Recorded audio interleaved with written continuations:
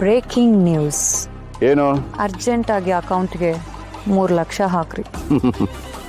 ಬರೀ ಬ್ರೇಕಿಂಗ್ ನ್ಯೂಸ್ಗೆಲ್ಲ ಅಷ್ಟೊಂದು ದುಡ್ಡ? ನಾ ರೊಕ್ಕ ಕೇಳಾಕತ್ತಿದ್ದ ಬರೀ ನ್ಯೂಸ್ ಹೇಳುದಕ್ಕಲ್ಲ, ಹೇಳ್ದಂಗೆ ಮಾಡಿರೋದಕ್ಕ. ಓ, ಹಾಗಿದ್ರೆ ಅವ್ರಿಬ್ರು ದೂರ ಆದ್ರ? ನಿಮ್ ಮಗಳನ್ನ ಮನೆಯಿಂದ ಹೊರಗೆ ಹಾಕ್ಸಿದೀನಿ. ನಿನ್ನೆ ರಾತ್ರಿಯಿಂದಾನೇ ನಿಮ್ ಮಗಳು ಮನೆಯಿಂದ ಹೊರಗದಾಳೆ. ಎಂತ ಖುಷಿ ವಿಷಯ ಹೇಳಿದ್ಯಾ? ಇದನ್ನ ರಾತ್ರಿನೇ ಫೋನ್ ಮಾಡಿ ಹೇಳ್ಬೋದಾಗಿತ್ತಲ್ಲ.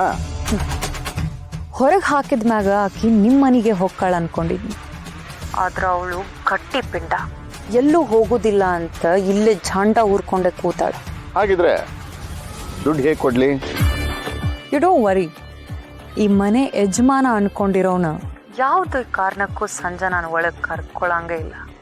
ಆ ಗ್ಯಾರಂಟಿ ನಾನು ಕೊಡ್ತೀನಿ. ಓ, ವೆರಿ ಗುಡ್. ಹಾಗಾದ್ರೆ ಈ ನರಸಿಂಹ ಎಕ್ಸಾಮ್ ಬರೀದೇ ರೀತಿ ನೋಡ್ಕೋ. 10 ಕೊಡ್ತೀನಿ. ಅದ್ ಮಾತ್ರ ಸಾಧ್ಯ ಇಲ್ಲ. ಯಾಕೆ? ಯಾಕಂದ್ರ ನಾನು ಈ ಮನೆಗೆ ಬರೋಕ್ಕಿಂತ ಮೊದಲು ನರಸಿಂಹನ್ ಎಕ್ಸಾಮ್ ಬರಿಬಾರ್ದ ಅಂತ ಅನ್ಕೊಂಡ ಬಂದಿದ್ನಿ. ಆದ್ರ ಈಗ ನಾನು ಅವನ್ನ ಬಿಟ್ಕೊಡೋದಿಲ್ಲ. ಅವನ್ನ ದೊಡ್ಡ ಆಫೀಸರ್ ಮಾಡಿ ಅವನ್ನ ಮದ್ವೆ ಆಗಿ ಇಲ್ಲೇ ಸೆಟ್ಲ್ ಆಗೋಣ ಅನ್ಕೊಂಡಿನಿ. ವಾರ ಮೇರೆ ಚೋರಿ, ಎಂತ ಖತರ್ನಾಕ್ ಐಡಿಯಾ ಮಾಡಿದ್ಯಾ? ಅದಕ್ಕೆ ಡೀಲಲ್ಲಿ ಕೇಳಿರೋ 10ರಾಗ ಬರೀ 3 ಮಾತ್ರ ಕೇಳಾಕತ್ತಿ. ನೋಡಿ, ನಿಮ್ಮ ಮಗಳ ನರಸಿಂಹನ್ ಜೊತೆ ಇದ್ದಾಳ ಅನ್ನೋದಕ್ಕನ ನೀವು ಅವನ ಎಕ್ಸಾಮ್ ಫೇಲ್ ಮಾಡಿ ಅಂತ ನನಗೆ ಡೀಲ್ ಕೊಟ್ಟಿದ್ದೆ.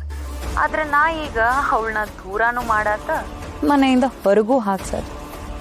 ಅದಕ್ಕಲ್ಲ ನೀವು ನನಗೆ ಡೀಲ್ ಕೊಟ್ಟಿದ್ದ. ಹೌದು, ಡೆಫಿನೆಟ್ಲಿ ಹೌದು. ಅದಕ್ಕೆ ನರಸಿಂಹನ್ ಜೊತೆ ಸಂಜನನ್ ಬದಲು ನಾನಿದ್ರೆ ನಿಮ್ಗೇನಾದ್ರೂ ಪ್ರಾಬ್ಲಮಾ?